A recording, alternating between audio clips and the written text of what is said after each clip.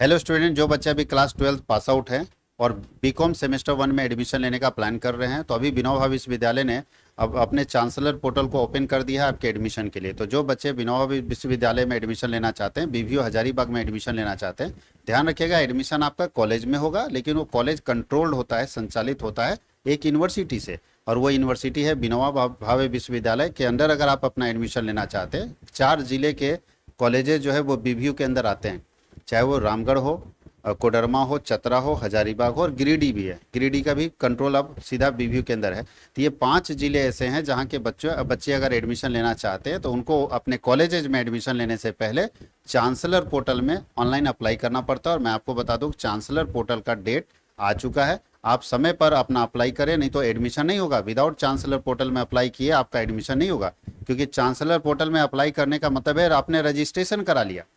Registration chancellor portal में होता है, दोबारा रजिस्ट्रेशन नहीं होगा। जैसे आप 11th में पढ़ते थे तो 11th में एडमिशन होता था, बाद में रजिस्ट्रेशन होता था।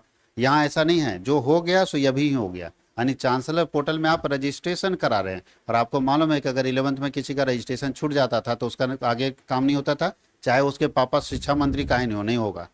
तो यहाँ भी वही हाल है कि अगर आप अभी रजिस्ट्रेशन हो रहा है, आप रजिस्ट्रेशन करा नहीं रहे हैं और आप जाइएगा कॉलेज में एडमिशन कराने, तो कॉलेज नहीं लेगा जब तक चांसलर पोर्टल में आपका ऑनलाइन नहीं रहेगा। तो चांसलर पोर्टल में ऑनलाइन कीजिएगा, उसके बाद हो जाएगा। तो अब ये ऑनलाइन करते समय आपको कॉलेज चुनना पड़ता है, तो जो आपका पसंदीदा कॉलेज होगा वहाँ सर्च करिएगा तो आ जाएगा सब कॉलेज का नाम।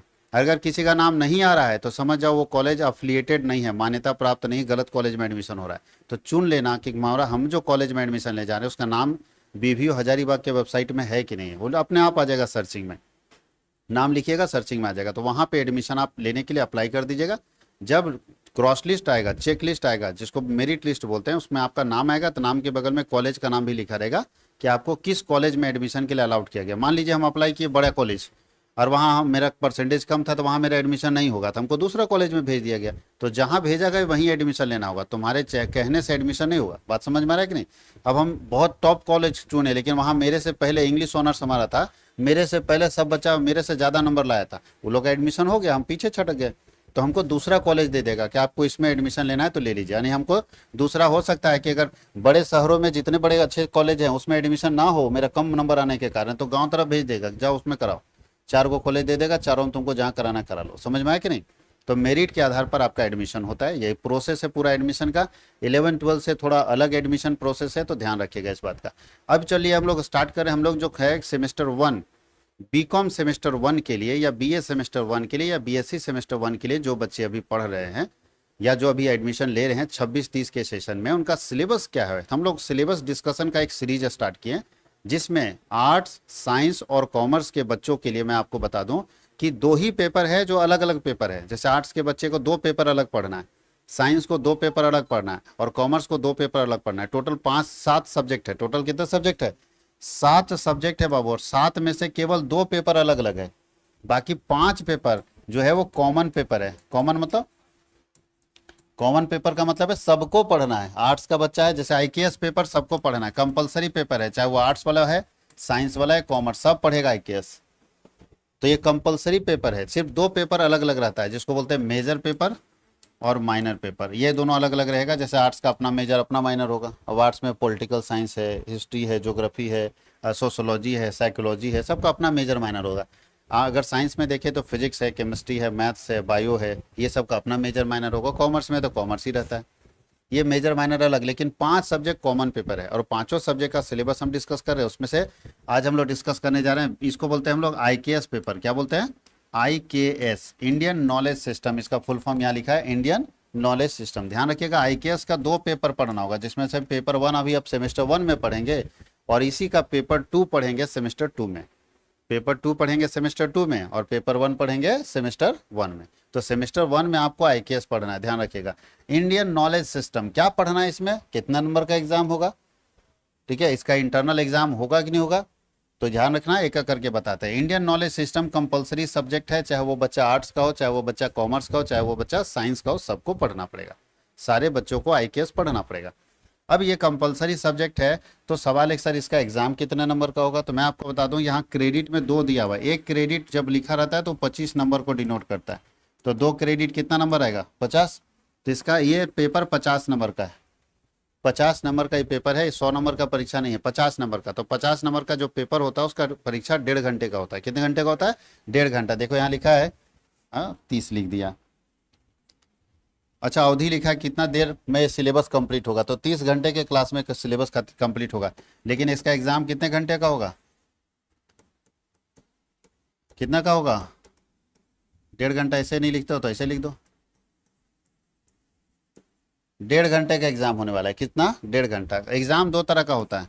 एग्जाम दो तरह का होता है, देखो यहाँ लिखा है। एक होता है आंतरिक परीक्षा, जिसको बोलते हैं इंटरनल एग्जाम। तो इसका इंटरनल एग्जाम है 0 मार्क्स। इसका मतलब है नो इंटरनल एग्जाम। ऐसे पेपर का कोई इंटरनल एग्जाम नहीं होगा। डायरेक्ट इंटरनल मतलब है कि आपका कॉलेज एक एग्जाम लेता है। जो इंटरनल एग्जाम सिर्फ यही दोनों का होता है, याद रखिएगा, मेजर और माइनर, बाकी किसी का नहीं होता है।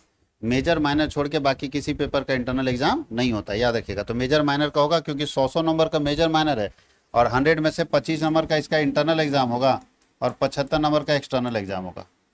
25 का इंटरनल और 75 का क्या होगा? एक्सटर्नल एग्जाम होगा। कहीं कोई दिक्कत?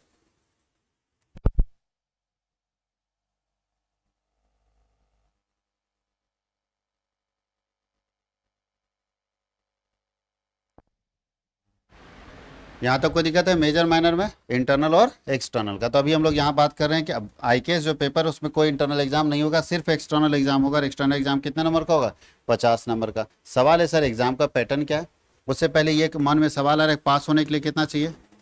तो याद रखिएगा, कभी भी पास होने के लिए आपको 40% चाहिए, 40%। तो बताइए कितने नंबर, कितने मार्क्स का हमारा एग्जाम होगा? 50। 50 का 40% कितना आता है? 20 मार्क्स। यस और नो?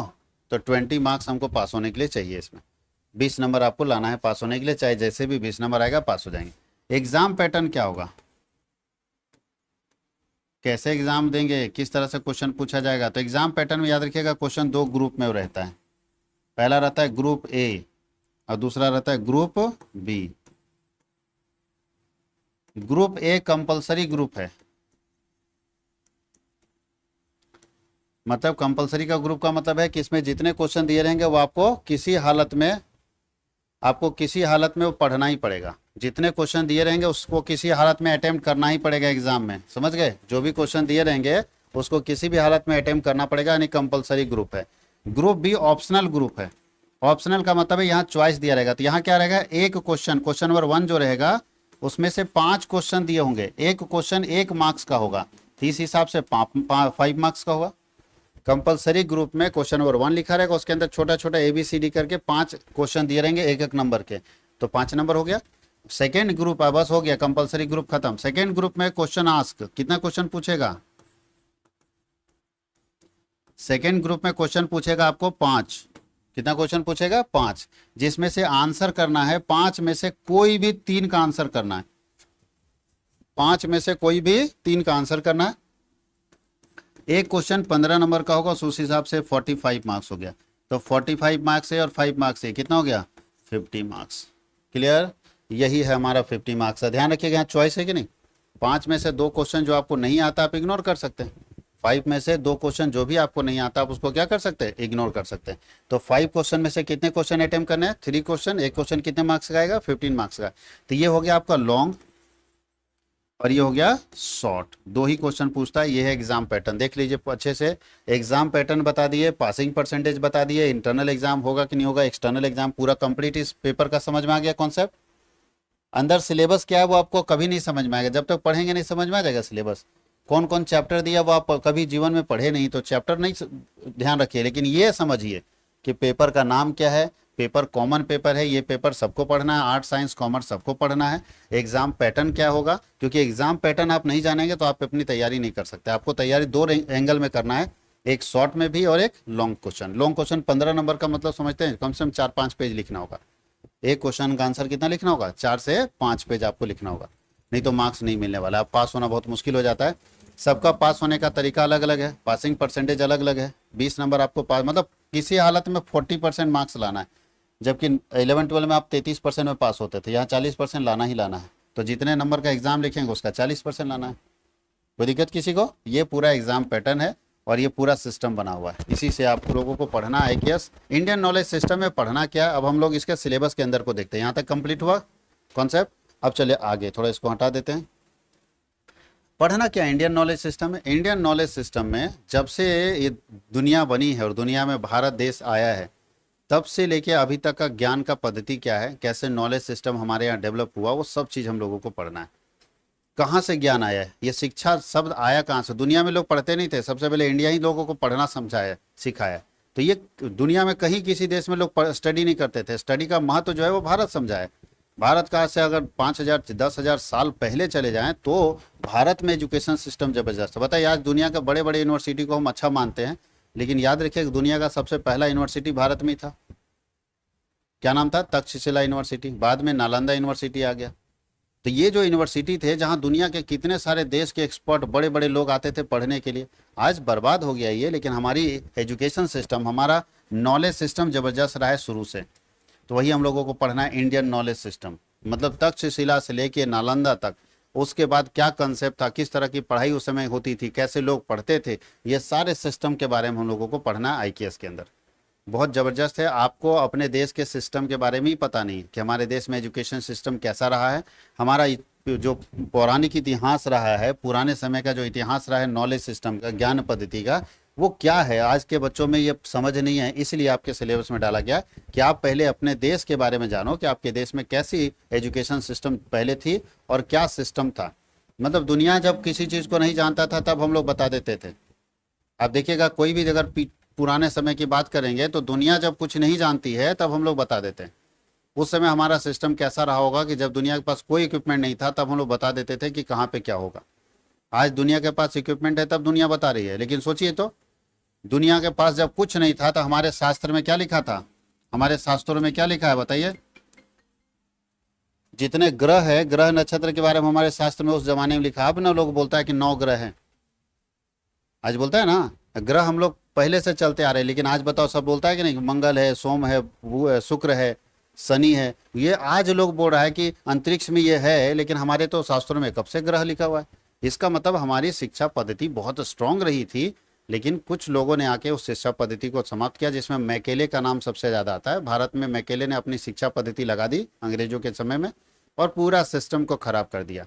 और आज आप जो देख रहे हैं कि खाली एग्ज़ाम पास हो जाओ और परसेंटेज लेकर आओ, डिग्री, एक सर्टिफिकेट हो गया, डिग्री चाहिए, ये शिक्षा पद्धति नहीं थी हमारी। हमारे यहाँ ट्रायल चलता था, हमारे यहाँ अलग अलग सब्जेक्ट के विद्वान होते थे और उस हिसाब से शिक्षा पद्धति चलती थी। वो हम लोगों को पढ़ना है आईकेएस के अंदर। तो अपने नॉलेज सिस्टम को, जो हमारे भारत देश का अपना नॉलेज सिस्टम है, उसके बारे में पढ़ेंगे। क्या क्या है देख लीजिए। अच्छा, पढ़ने से क्या फ़ायदा होगा, क्यों आपके सिलेबस में डाला गया है, तो देख लीजिए। अब उद्देश्य लिखा है कोर्स का, कि कोर्स का ऑब्जेक्टिव क्या है। तो सबसे पहला ऑब्जेक्टिव क्या है, अगर इस सब्जेक्ट को हम पढ़ेंगे तो हमको क्या फ़ायदा होगा। आखिर स्टूडेंट ये सब्जेक्ट क्यों पढ़े, इसलिए लिखा हुआ है कि objective of the course, objective क्या है, क्यों इसको आपके सिलेबस में डाला गया। क्योंकि भारतीय ज्ञान परंपरा की अवधारणा, सर्वकालिकता और आयामों की प्रारंभिक शिक्षा लोगों को मिले।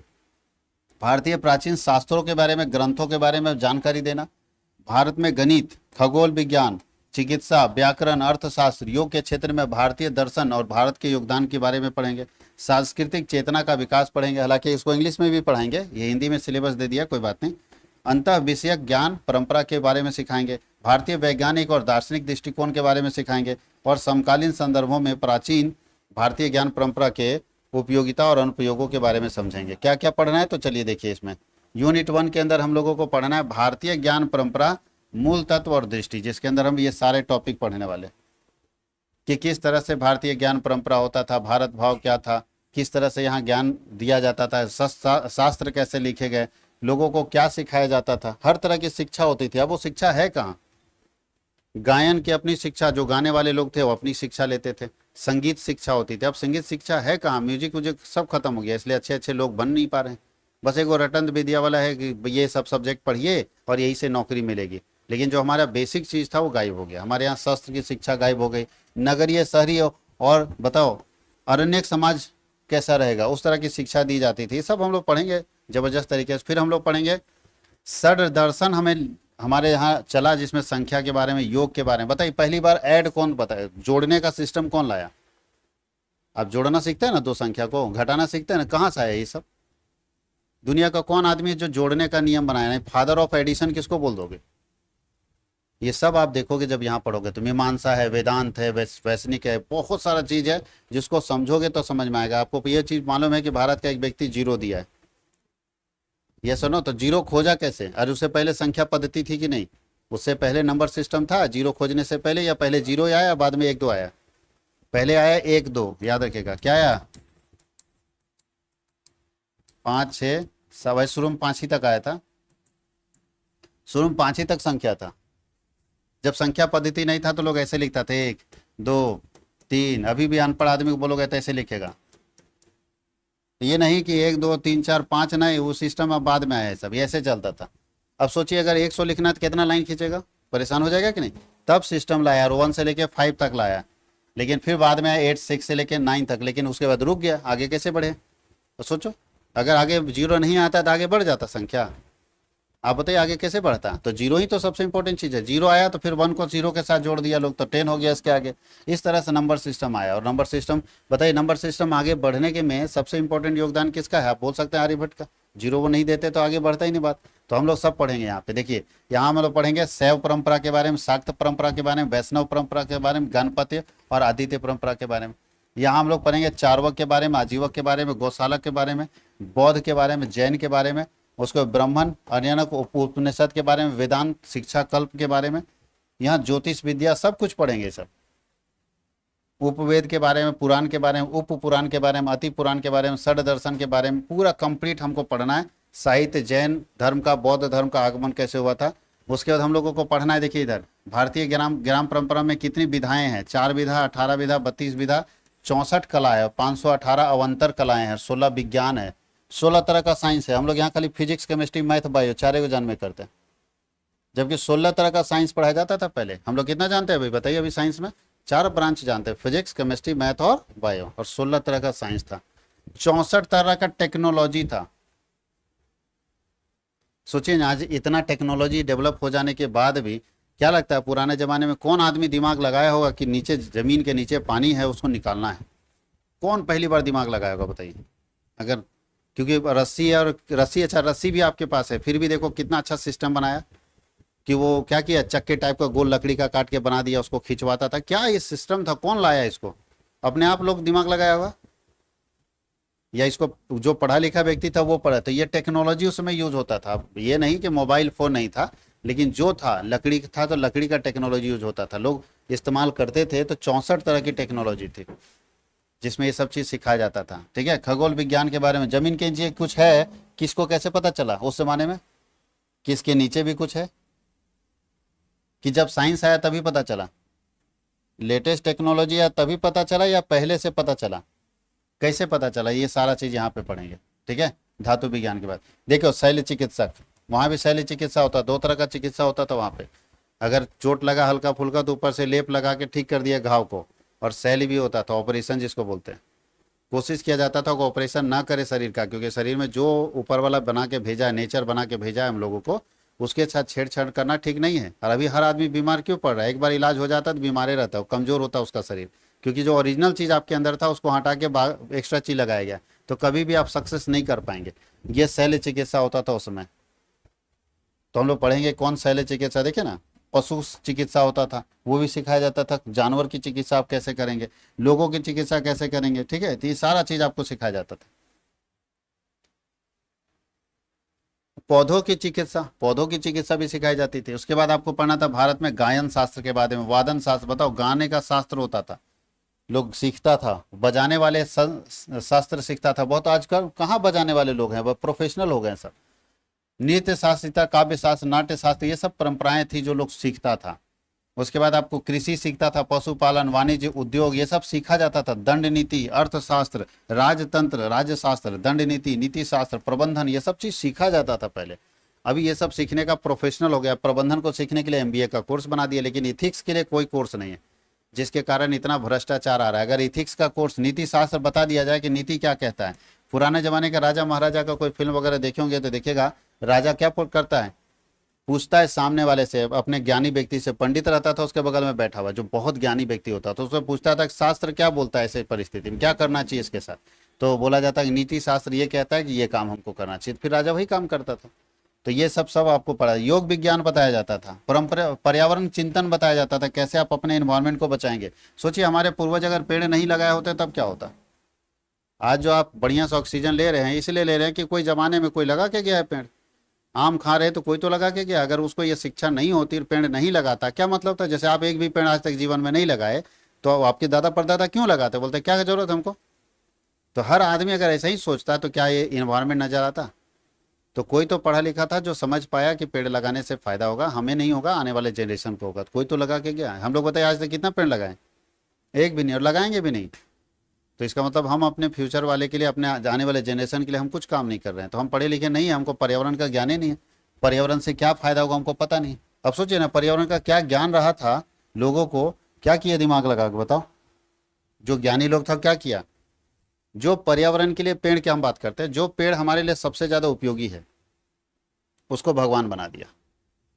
ठीक से समझना, ये कोई भगवान नहीं है। जो ज्ञानी व्यक्ति है वो क्या करे बताओ। जैसे सबसे पहले बताओ, पीपल का पेड़ हमारे लिए सबसे ज्यादा उपयोगी है, क्योंकि 24 आवर जो है ऑक्सीजन देता है। कितने घंटे?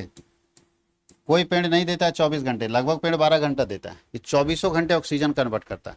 अब बताइए, तो 24 घंटे ऑक्सीजन कन्वर्टर है फ्री में, हमको ऊपर वाला दिया ऑक्सीजन कन्वर्टर। यहाँ आदमी मशीन लगाए हुए। दिल्ली और बड़े शहरों में जहाँ ज़्यादा क्राउड है, जहाँ तो ज़्यादा पोल्यूशन है, वहाँ पे क्या कर रखा है? अपने रूम में क्या कर रखा है? जैसे हम लोग वाटर फिल्टर लगाते हैं ना, पानी का फिल्टर, वैसे एयर फिल्टर लगा रखे हैं कि जो गंदा हवा आ रहा है उसको हटा के और ऑक्सीजन हमको देगा, जिंदा रहेंगे ठीक से, फेफड़ा सही काम करेगा। और पीपल फ्री में ऑक्सीजन दे रहा है 24 घंटे। अब लोग पीपल को काट देता, तो ज्ञानी आदमी क्या बोल दिया? इसकी पूजा करो। अब बताइए, जिसकी पूजा करते हैं काटेंगे? देखिएगा पीपल के पेड़ के पास हर दिन पूजा करता है लोग, तो कोई नहीं काटता, किसी के यहाँ पीपल काटता हुआ नहीं देखिएगा। और कौन है? नीम एक ऐसा है जो 24 घंटे आपको ऑक्सीजन, एक ऐसा कोई भगवान ये नहीं है, कोई भगवान नहीं, कोई पूजा करने से कुछ नहीं मिलेगा। लेकिन हमारे जो शास्त्र लिखने वाले विद्वान रहे होंगे, वो इसलिए एक लाइन लिख दिए, उस एक लाइन के चक्कर में सब आदमी पूजा कर रहा है, काट नहीं रहा है। इससे क्या हो रहा है? पर्यावरण बच रहा है कि नहीं बच रहा है? नीम भी 24 घंटे आपको सप्लाई करता है ऑक्सीजन। बात समझ गए? तुलसी हमारे लिए जरूरी है, उसको पूजनीय बना दिया कि उसको काटना ही नहीं। ऐसा नहीं कि नीम काट दीजिएगा तो अनर्थ हो जाएगा, ऐसा कुछ नहीं है। लेकिन शास्त्र में एक लाइन लिख देने से लोग उसको मानने लगा, और जब मानने लगा, ऐसी मान्यता होगी कि अब आपके घर में नीम का पौधा काटने जाइएगा तो पूरा समाज आपको विरोध कर देगा। क्या काटेगा? नीम नहीं काटना देंगे। इसका मतलब समझते हैं ज्ञानी लोग क्या किया? बोला अच्छा, ज्ञानी लोग समझाता कि ये बहुत काम का चीज है, मत काटो, और नियम कानून नहीं बना देता, उसको धर्म के साथ नहीं जोड़ता, तो लोग काट देता। लेकिन उसको क्या किया? धर्म के साथ जोड़ दिया। ये है कि जब पर्यावरण का ज्ञान हो। अच्छा, पर्यावरण में कैसे पता चला कि ये बहुत काम का चीज है? हम लोगों को कैसे पता चला कि इसका दत्वन करना चाहिए, इसका पत्ता पीना चाहिए, इसका पत्ता खाना चाहिए, इसका फल खाना चाहिए, जामुन का फल खाना चाहिए, बाकी का फल नहीं खाते हैं? कैसे पता चला? आम खाना चाहिए, उस जमाने में तो कोई ऐसी शिक्षा नहीं थी कि ये खाने वाला चीज है, नहीं खाने वाला। तो कैसे आया होगा? जब पहली बार जो जंगल में रहते थे तो कोई ना कोई तरीका डेवलप किया होगा ना, तो वहाँ जो शिक्षित व्यक्ति होगा वो ढूंढा होगा कि इसको खाने से फायदा होगा, और ये सिस्टम डाला गया कि ये खाओ, ये खाओ, ये खाओ, ये खाने से आपको फायदा होगा, ये खाने से शरीर में ये मिलेगा, ये खाने से शरीर में ये मिलेगा। कोई तो था उस जमाने में शिक्षित, तो उसी के बारे में लोग यहाँ पे पढ़ेंगे। कोई दिक्कत है? कोई दिक्कत? बताइए। चलिए, पशुपालन आ जाता है, तो पशुपालन या कृषि में कैसे पता चलता है कि कृषि में ये खाना या नहीं खाना? कृषि में ही बहुत सारा चीज है जो खेती में, खेत में रहता पड़ा हुआ, वो भी फल देता है, लेकिन हम उसको नहीं खाते हैं। घास भी तो फल दे रहा है, हम उसको नहीं खा रहे हैं। और कोई फल दे रहा है उसको हम खा रहे हैं। पशुपालन में हर पशु को हम खाते हैं क्या? हर पशु के दूध को खाते हैं? नहीं। किसी को खाना है, किसी को नहीं खाना है, कौन तय किया होगा? ये वही तय किया होगा जो उस समय लोग शिक्षित होगा, पढ़ा लिखा होगा। ये सब हम लोग पढ़ेंगे इंडियन नॉलेज सिस्टम के अंदर। समझ गए? तो बहुत ही जबरदस्त पेपर है, और यही हम लोगों को कितना यूनिट पढ़ना है? 4 यूनिट पढ़ना है। 4 यूनिट हम लोग पढ़ेंगे इंडियन नॉलेज सिस्टम में। 50 नंबर का है, ज़्यादा मेहनत नहीं करना। 50 नंबर में एग्जाम कैसे होगा? ऑब्जेक्टिव होगा या सब्जेक्टिव होगा? सब्जेक्टिव होगा, याद रखें। अभी अब तो एग्जाम पैटर्न बता दिए ना, 15 नंबर का एक क्वेश्चन है, तो ऑब्जेक्टिव तो नहीं होगा। आपका कोई भी एग्जाम ऑब्जेक्टिव मोड में नहीं होगा, सारा का सारा एग्जाम क्या होगा? सब्जेक्टिव होगा। तो ये है सिलेबस कौन से पेपर का? IKS। ध्यान रखिएगा, सेमेस्टर 1 में IKS नाम रहता है, और सेमेस्टर 2 में इसका नाम होता है, इसका IKS 2 हो जाता है, सोशल अवेयरनेस नाम रहता है। क्या नाम रहता है? Social awareness. सेमेस्टर 2 में अभी आपका नाम है IKS। सर ये सब पेपर आपको चुनना नहीं पड़ेगा। बहुत सारा बच्चा कंफ्यूज होता है कि सर ऑनलाइन जब हम करा दिए चांसलर पोर्टल में, तो ये सब पेपर ऊपर हमसे पूछ भी नहीं किया। सर वो कुछ नहीं पूछेगा, एक ही चीज पूछेगा, मेजर कौन है। और कॉमर्स वाले का मेजर क्या है बताइए? क्या चुने थे आप? अकाउंट्स एंड फाइनेंस, यही चुने थे आप। अकाउंट्स एंड फाइनेंस, यही चुने थे। कोई दिक्कत है? यही अकाउंट्स एंड फाइनेंस आप चुन लीजिएगा, या फाइनेंशियल अकाउंटिंग इसके जगह पे लिख देता है तो फाइनेंशियल अकाउंटिंग चुनना है बस, और कुछ भी नहीं चुनना है। एक ही पेपर चुनना है, वो है मेजर पेपर। माइनर भी नहीं चुनना, माइनर अपने आप मिलेगा। तो मेजर पेपर ही अभी आपको ऑनलाइन कराते समय चुनना है, बाकी सारा पेपर बाद में, क्योंकि कॉमन पेपर है, वो तो पढ़ना ही पढ़ना है, तो चुनने क्या जरूरत है। चुनना वो है जो तुम्हारा चॉइस है कि तुम कौन सा ऑनर्स करना चाहते हो, मेजर तुम्हारा क्या है, बाकी पेपर तो तुमको पढ़ना ही पढ़ना है, तो फिर चुनने का क्या जरूरत है। इसलिए चुनने का ऑप्शन, जब एग्जाम फॉर्म भरिएगा तभी वो सब पेपर का नाम नहीं आएगा। एग्जाम फॉर्म भरते समय भी कॉमन पेपर का नाम नहीं आएगा। चुनने कौन आएगा जानते हो? कौन सा पेपर चुनने आएगा? एक मेजर चुनने आएगा और एक एमडीसी चुनने आएगा, बस। बाकी कुछ भी चुनना नहीं, बाकी पेपर कंपलसरी वहाँ ऑटोमेटिक चुना हुआ है तुम्हारा वही है, लेकिन ये दोनों पेपर चुनने आएगा, मेजर पेपर और एमडीसी पेपर। तो वहाँ पे आपको बता देंगे, वही पेपर चुनिएगा, बाकी पेपर चुना हुआ है, वही पेपर सबको पढ़ना, आर्ट्स हो, साइंस हो या कॉमर्स हो।